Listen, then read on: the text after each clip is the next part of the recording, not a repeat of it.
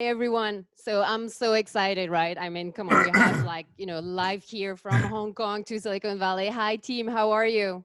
I'm doing great, but the host hasn't let my video in yet. Oh my God, virtual conference. We have so many technical There we problems. go. There we go. Okay. I Oh, shamed him into great. it.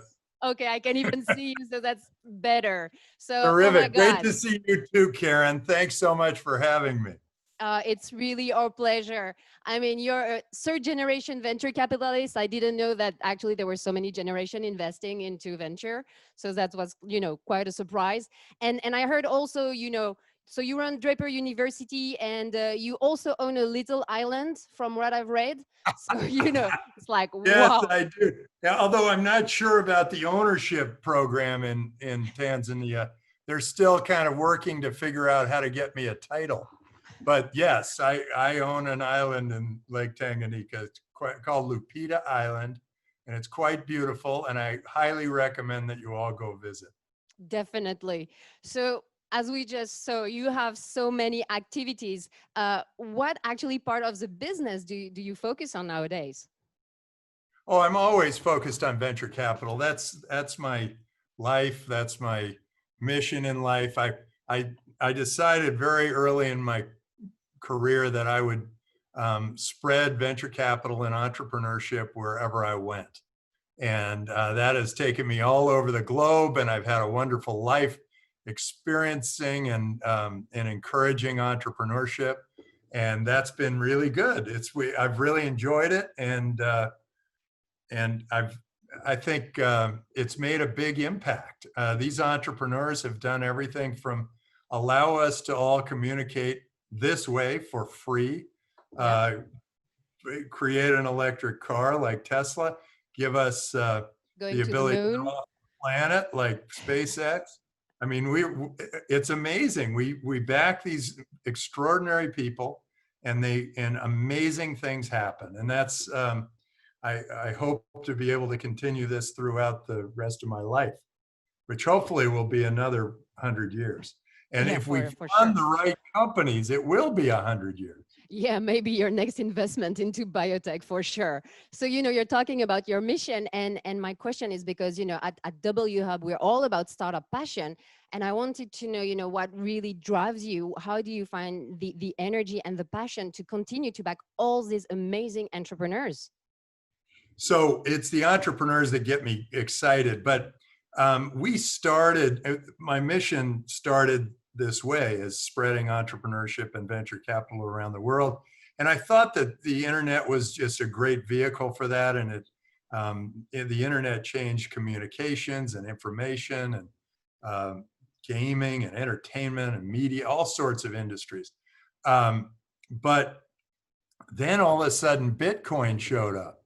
And Bitcoin, the blockchain and smart contracts, when combined with some surveillance and some other artificial intelligence, has a potential to transform the biggest industries in the world.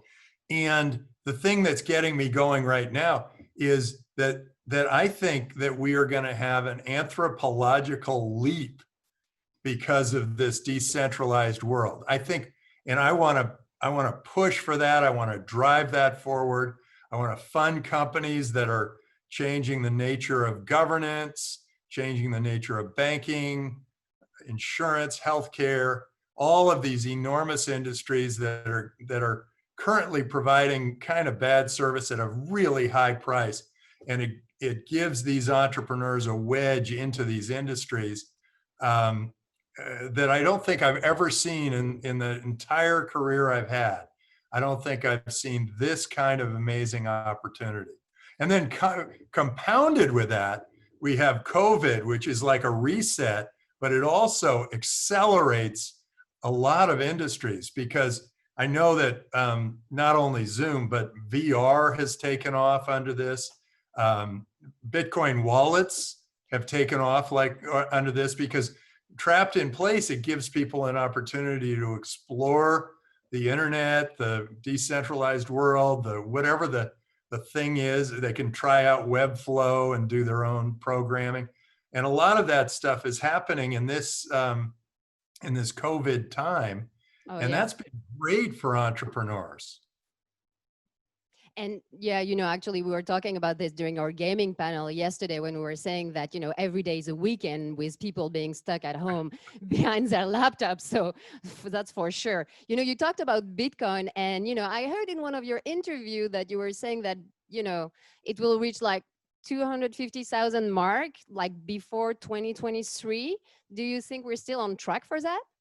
Yeah, actually, I think it might have accelerated the timing, except that what I'm counting on is that the engineers build platforms for sort of the accounting on the blockchain and using a card, swiping a card that might have Bitcoin on it, and making it easier for us to integrate it into our society. I mean, already Bitcoin's a lot easier. I can just send you Bitcoin like and shoot it right over to you with my smartphone. And that's so much easier than any other way of paying for anything. But it's got to also replace the credit card. People have to realize, it's very interesting. Only 1 in 14 Bitcoin wallets is owned by a woman. And 80% of the retail shopping is done by women. And so once those two things happen, where you can actually spend Bitcoin, at the retail store or on online retail, and do it in an easy, simple way. And by the way, I think OpenNode does this now. As soon as that becomes prevalent around society, it's going to spread even faster. And as it spreads, that's what increases the value. Because there is a cap on the number of Bitcoin out there. And as it spreads, it becomes a bigger part of the economy and a part of the currency that we all use. And so it will grow. And I mean, right now, Bitcoin's worth about $200 billion or something. But there is 80-90 trillion dollars worth of currency out there. Now I guess it's 100 trillion because the US printed $9 trillion Yeah. and made it so our current dollars are worth less. And so people will naturally gravitate toward a currency that holds its value, like Bitcoin. So yeah, I'm thinking, but I think I'm going to stick to the 2022 and maybe the beginning of 2023 before it hits 250,000. The further we go and the closer it gets, right? So, in 2018, it was like ICO craziness, and, people were only talking about blockchain projects, and we saw a lot of scam and Yeah, a lot of projects that didn't go that was through. the end of 2017. But yeah. 2017, and then 2018, kind of all the scams and everything. And the question is, did you also get burned? Actually, did you see a lot of the project that you invested in didn't go through? Because, we're always talking about success, but in order to have that many success, you must have had failures as well, right? Can you Well, share also a little bit on this part? Yeah, I think I was lucky there because I didn't really, I backed 2 groups that went off and did ICOs at the start, and then I did a few others, but I was always focused on the people. I wasn't focused on the price. I wasn't focused on the currency, the ICO, the opening of it, or any of that. I just focused on the people. And when I invested, I always tried to invest both in the company and in the token, or in the company so that we own a big part of the tokens. And so that actually has worked out pretty well. I mean, I can tell you what I own. It's Tezos, which is one of the biggest successes in the currency world. Bancor, which looks like it has great promise. Handshake, Keep. So a number, and none of them were the kind that were sort of the pump and dump thing. I just focused on the people and what they were doing, what they were trying to accomplish with their business, and as a result with their token. And it made me always think the tokens were so exciting because it brought a new technology into all these different industries.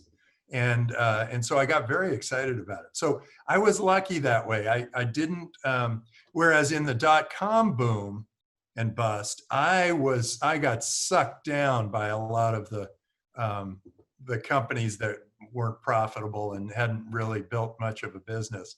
That didn't happen too much in this environment. And I think the experience of being in the dot-com boom and bust helped me in thinking about what to invest in, what tokens to buy, what things to be a part of. And I think that, and then since then, I've bought Aragon because I'm so excited about this decentralized government that we can create, or multiple decentralized governments we can create that are virtual, that live up here. Aragon is creating a virtual jury, and that could easily move into virtual voting, and it could move into almost a liquid democracy. It could be quite an extraordinary thing. And thank you for talking about the team, because we saw yesterday that during all our talk, and especially into like early investment, it's true, you invest really in a team, and I think that's really key in terms of early stage investment. So we had a unicorn panel with like 4 unicorns yesterday, and by looking at your investment, I saw that you invested into what became about like 35 unicorns. So that's like even we just got more another impressive. And I was wondering, what do you think is we're at 36. 36, so I missed one. So what do you think is really the... got it. It just happened. Oh, okay. What is the latest one? Can you share with us? Oh yeah, the latest one is this great guy who created this amazing way of evaluating data, and it has just hit unicorn status. It's called oh God, a mental block. It'll come to me when I'm not thinking about it. So ask me another question, and then I'll. Okay, so what is actually the thing? What do they have in common? What make you like invest in them, and then how actually did you yourself help them to grow and to reach that stage? Yeah, so the things I look for, I used to just knock on any door that said something software and see if they were interested in taking venture capital money.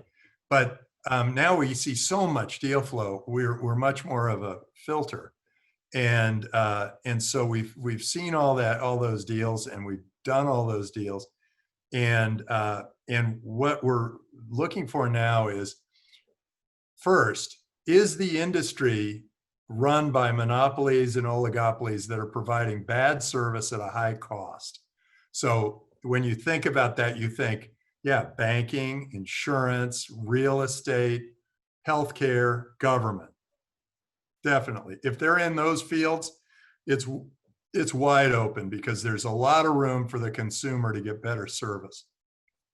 And then you look and you say, okay, are they applying a technology in a new way, or do they have a new technology that they can take advantage of and move forward, and build a wedge into that industry and then grow that wedge. And then I say, okay, it's a great market and great technology.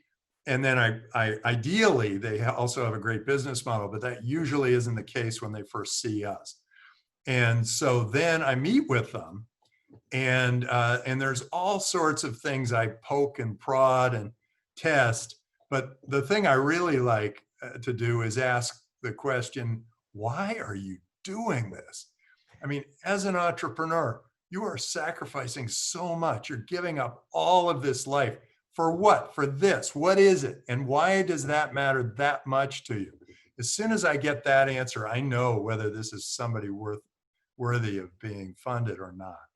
I couldn't agree like more with you, because the W for WHub stands for why, because we do believe that that's the biggest asset actually of an entrepreneur, and that's really what we showcase. So it definitely resonates with our mission. You were one of the first to invest as well into China.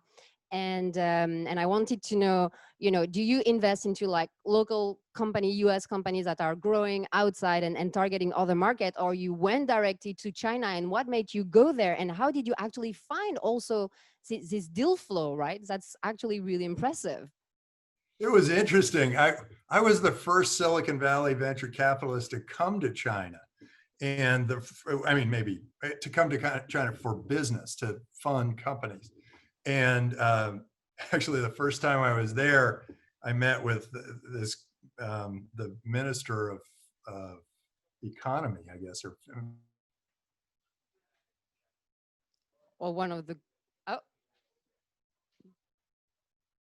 oh, it seems we've lost a little bit of a connection there. Because I keep. No, here we go. Oh, I said, I'm not going to invest in your country. Oh, we have an unstable. Oh, no, here you are, you're back. So you were saying that you just met with the Minister of Economy in China when you arrived there the first time. And I said, well, I'm not going to invest in your country because I had this good friend and he created a $90 million chocolate company here and you guys nationalized it. You stole it from him. And they said, well, what would you recommend? And I said, I would recommend that if any foreign investor invests in your country and he makes it successful, that he is able to repatriate that money and tell all his friends, and then all his friends will come and invest. And that is exactly what happened. So he must have been listening, even though it was a translation. There was a translation issue. And then I got very excited about China on my next trip out. I mean, the first time out, people were still on bicycles and trading food through these Chinese hats. Yeah, it has evolved quite a lot. Yeah, definitely a cashless society now. Changed so much. And then when I went saying I'm a venture capitalist, I'm looking for tech companies, I got flooded with great opportunities. And I got to tell you something horrible. Well, the good news is I backed Robin Lee. He became an enormous success with Baidu, but I didn't back Jack Ma. And I met him. We had a good conversation. I saw him speak, and he spoke with such passion, but I didn't understand a word he was saying because it was all in Chinese. So I didn't really know what his business really was. And so I missed Alibaba. Lost in translation. I also met Pony Ma, and so I could have had all three. I could have had B, A, and T if I had been a little bit more foresighted. But because I was the first one there, there's nobody else doing venture capital in China during that time. And then I was the first one to go to Eastern Europe, and I got to fund Skype there. So I really have had a great benefit of going out, seeing the world, and funding companies out there. And, we have actually one question from the audience on a topic that I also wanted to touch on, which is, Draper University, because now, you're revolutionizing, education. And the question is, from someone that have a 16-year-old kid, and what would be, your tips on behaviors and mindsets that entrepreneurs need to have?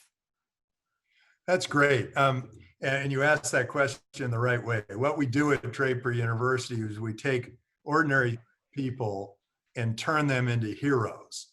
And a hero is somebody who's willing to take a long shot at an extraordinary outcome.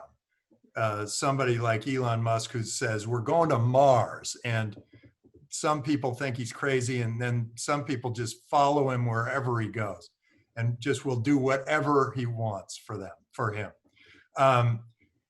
So what I would do if I were 16, if I were 18, and I was really entrepreneurial, I'd say, go to Draper University, go to the hero training, or just do the online school, which is 2 weeks and $500 or something. But the hero training is 5 or 6 weeks, and it's $12,000, but you're in Silicon Valley. So that's a different kind of experience. But if you're 16, I recommend doing everything. I would poke and prod. I wouldn't do anything that hurts your own body. but I would poke and prod and talk to people of all different types, find out what they like. I would go explore, I would go on adventures, I would build my confidence out in the wilderness. I would do everything I could possibly do at that age. I'd get relationships. I would, pursue those relationships. I would do whatever I could, whatever was going on, I would just go for it. Because at 16, you're allowed to fail and fail again until you succeed. And you should go out there and try stuff. And that, don't be hesitant just because your friends say it's a bad idea or whatever. Your friends will always sort of like, they'll move to the median. You want to be extraordinary. So focus on being extraordinary and don't be embarrassed. We all have to go through it at 16. Whatever it is, we're all going through something at 16. So don't be embarrassed by it, and just love life. And boy, that'll change everything. Get lots of exercise too, because exercise somehow really clears your mind. Yeah, and I think, be true to yourself, and that's definitely something we can say to people that are 18, but 30, 35, it's never too late to go into entrepreneurship. And we're seeing a lot of heroes that are resilient and resourceful, like throughout these 2 days. So nobody can predict the future. If you're 30, you're the sweet spot for Draper University. I mean, we take you through everything from a hackathon to figure out what kind of business you want to run to, we have emotional and psychological, all sorts of interesting training. And then we take you through survival training with Navy SEALs and Special Forces. And then by the end, we do business modeling. We figure out first, what problem do you want to solve? How do you do it? How do you turn that into a business? How do you make money? And then we have a 2-minute presentation to a panel of venture capitalists. And many of these students have actually gotten funding at that day, but it usually takes about a year from going through our program to when they get funding for their big startup, because they have to explore for a while. They have to do what that 16-year-old did. They have to test it. Be agile and test again and again. And I'm happy that you say as well that it's not that easy, because sometimes people think that entrepreneurship is like, really easy for the people who made it, but actually you go through a lot of challenges. So nobody can predict the future, but it's embedded into us. And with all your experience, what do you think the future in startup lies, and what sectors are you focusing on now? So as I mentioned before, there is something going on where these technologies, artificial intelligence, surveillance, and Bitcoin, blockchain, and smart contracts are starting to sort of converge. And the reason I say that is, let's say you want to start an insurance company today. You wouldn't do any of the things that the insurance companies do today. You would say, okay, here's what we want. We want an actuary, we want surveillance, and we want artificial intelligence, and we want a smart contract with our customers. And you can do that, have no overhead, and do that, and you can be the best insurance company in the world, because the whole thing can happen automatically. Right now, when you do insurance, you pay, as a customer, you pay the premium, then you have a claim, and then they fight you on the claim. And then they say, no, you didn't really happen. And then they send their inspectors out and their detectives and whatever else. Smart contracts. And then they legally fight you, and then eventually you get paid something. Well, in this case, you could have surveillance happen where the surveillance says, yes, it turns out your house did burn down. I see it right here on the screen. Here's the money, and it happens like that. Or your car did turn over because I know that the winds hit 150 miles an hour going through that alley, and that would have been enough to turn over a car. So that kind of thing can happen. And surveillance isn't just like the satellites up here. It can be video surveillance. It can be any number of different types of surveillance. So anyway, that's insurance. Well, think about what government is. Government is, about 15 different types of insurance. It's healthcare insurance. It's workman's compensation insurance. It's your pension insurance. It's your unemployment insurance, which a lot of people are taking advantage of now. Those can all be provided with a smart contract and some artificial intelligence, and they don't have to be geographically tied. And so I'm looking and I'm saying, wow, that means we become more global even than we were when the internet happened and all this communication happens. And the countries that are protective and saying, no, we want to be tribal, we want the old way, they're gonna suffer in the next 40 years. And the ones who are gonna win are the ones that are open and saying, bring it on. We want technology, we want smart contracts, we want Bitcoin, we want all these things in our country. And those countries are gonna thrive through the next 30, 40 years. This is really a critical, interesting time where you see some countries getting very, very controlling. China is one of them. I mean, you're in Hong Kong, right? China is getting very controlling. And with that control, you lose all that entrepreneurial spirit. You lose the free markets. You lose the businesses. You lose all of that, the customer happiness. You lose all of that because there's one person at the top telling everybody else what to do. And I heard you also talk about competition between governments and how we should be able to move from one country to another. So do you think that's happening as well? I think a couple of things are happening. What's interesting, one other item is that Estonia decided that they would create a virtual residency program. So I can actually, I got my card, I'm the third virtual resident of Estonia. And that means that I can actually do business all through Estonia. But not only Estonia, they're a part of the EU. So I can never even have set foot in Estonia. I mean, I have, but I could be a virtual resident of Estonia, and then I can be a part of the EU's business world. Well, that made me start thinking, and I started to talk to some leaders of various countries, and I said, you realize that you can fight above your weight class. Estonia only has 1.4 million people, but they have about 200,000 virtual residents. You could have 1 billion virtual residents out there, and they could all be, and you could be providing more than just access to the EU. You could be providing all these insurance products and do a better job than any of these tribal governments.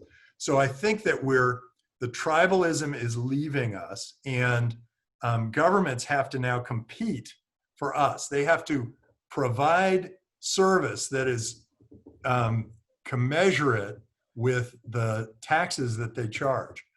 Otherwise, the citizens will leave, or they'll have an uprising or whatever, and they'll go somewhere else, and another country will have a better experience. When China said Bitcoin's illegal, Japan said Bitcoin's a national currency. All of a sudden, all those entrepreneurs that were doing things with Bitcoin moved to Japan. That kind of thing, that kind of dynamic is happening all over the world. And I get to meet with the prime ministers of all the countries I wish to meet with. And as I do it, I see that they're all trying to compete. They're all trying to get you, all of you out there who are entrepreneurs, investors, they want you in their country. They want your money, they want your talents, they want your technologies, they want it in your country, in their country. And they're going to do what it takes to do it. And that's going to provide a marketplace for governance. And I think that marketplace is going to be very dynamic and very exciting. And it's starting now. You're seeing some countries going, I need to protect, and some countries going, I need to open up. And the ones that open up, it's going to be a great decade for you. But would you leave Silicon Valley? What's that? Would you leave Silicon Valley actually? Because you can be like a resident of another country, but would you Oh yeah. actually go and live there? Oh yeah. I mean, it's interesting because the regulations are getting very burdensome in the U.S. and they feel that responsibility to regulate the world, and so they're overly careful. But some of those regulations overlap. They create real problems for people who want to start businesses. And if I wanted to start a business that was like doing airdrops, I couldn't do that in the U.S. because they've made that illegal from some law in 1933. So the US has to start thinking more progressively about like, how do we attract all of these new technologies here while still doing all the protections that they used to do. So they have to really think that through. And I know I've talked to people in the SEC, and they have that balance that they're trying to get. And then in California, I mean, it's enormous taxes and the services are not so good. So yeah, maybe you move to Texas, or maybe you move to some other country, Canada, some other place, to get done what you need to get done. And And we're that, talking, yeah, I sorry, think entrepreneurs should think of themselves as nomads and say, well, look, if these guys don't provide the services or the freedom that I need to get out of here and go somewhere where they do provide that freedom. and we're you're talking about regulations, the SEC, and we see that the world is quite fragmented. There is no uniformity. We see it actually really much into Asia as well. And we're here in Hong Kong, which is like really small. And the thing that we think from day one is, where do we go to scale, right? And the US is a huge market, but when we're talking about unicorns, you cannot target only the US. So where would you say from there do you scale first when you take into account all this fragmentation in terms of culture or regulation? Well, if you're in Hong Kong, I would think it would also be easy to scale into China. I still believe they have a lot of customers there, and it's the second biggest economic but from the US, in the where would you world. go first? Oh, I go to the US first. Because But if you from make there, it there, it's like New York. You make it there, you make it anywhere. You want your business. Well, the first thing you do, get Hong Kong, because what you want to do is make it battle tested in Hong Kong. oh Test the yes. product in Hong Kong. And they're all locals, all Cantonese. They all speak the same language. They want to help you. They want to help each other. So start there with your beta testing and your alpha testing. And then once you get some customers in Hong Kong and things are looking pretty good, then go to the US and see how you compare with some of the businesses that are coming out of the Silicon Valley. And if you are better, then you have an opportunity to go global very quickly. And if you're better, come to me, Tim at Draper.vc, for funding. Don't send me anything but business plans, though. I don't want to know your life story. I mean, maybe I do, but I probably don't have the time to hear about it. So, but I do have time to read your business plans, to look them over and see if there's something that might be able to leapfrog something in the Silicon Valley. Because once you have a winner and it goes global, it gets super big. And so that's kind of what I'm always, kind of focused on is, can this business go global? And if it does, will it be the dominant force around the globe? And a lot of venture capitalists talk about all the things that can go wrong. And that's what smart people do.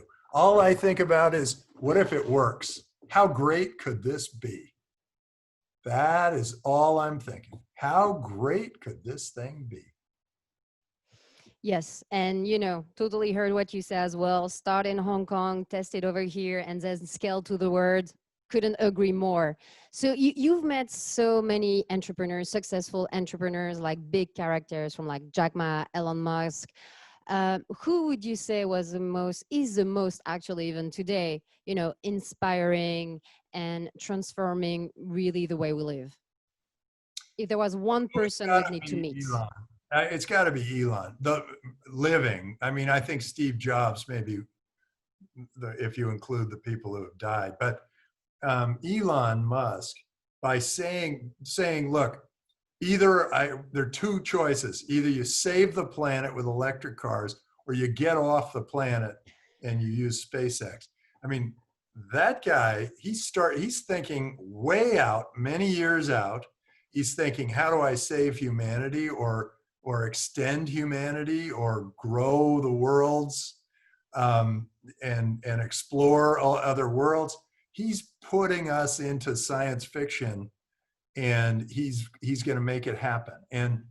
And the fact that he has been able to execute on each of these ideas makes him really beyond almost any entrepreneur in the world.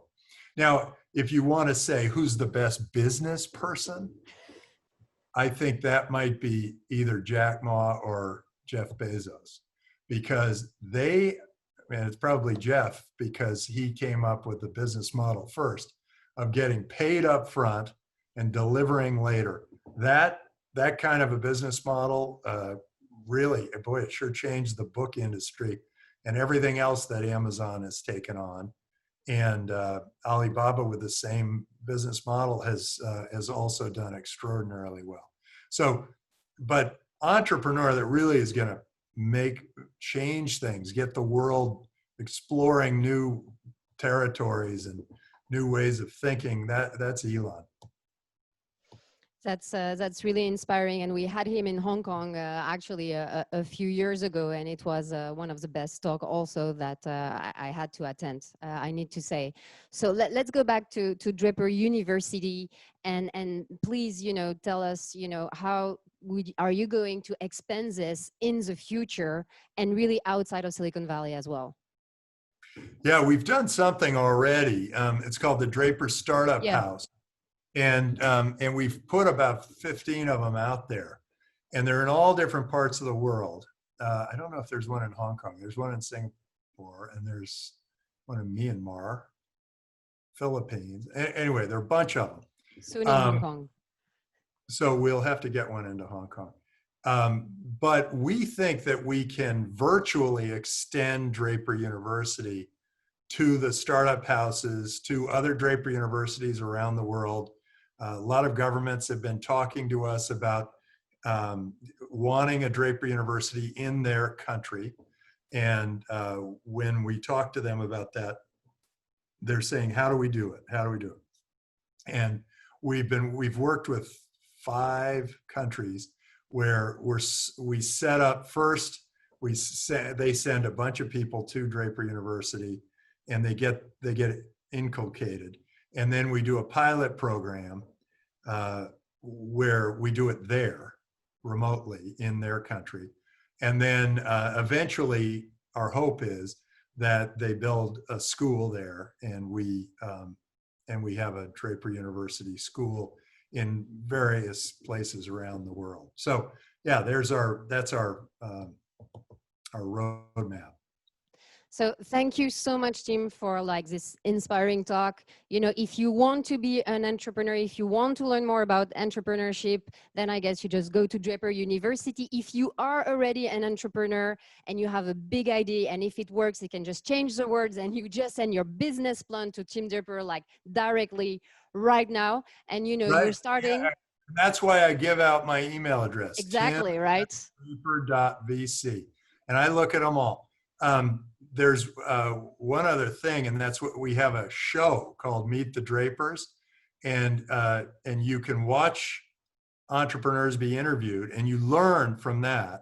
And then you can also it's fun. You can crowdfund, so you can invest in the entrepreneurs from your living room, and so we set it up as a crowdfund, and it's a big hit. I didn't think it would be a big hit, but now we got 9 million people watching. So hopefully some of you will join. You can see it on YouTube or at draper.tv. So we So couldn't finish that much better, because we are also huge believer in equity crowdfunding that could really revolutionize entrepreneurship and funding. So thank you again, team, for being with us, for dialing from Silicon Valley, for giving up your email to everyone to send you your business plan. And Romar, really back to you for some more exciting panels. Thank you so much, team, for being with us. terrific. Great. Thanks for having me, Karen, and Thanks. Startup Impact Summit. Good job. Thank you.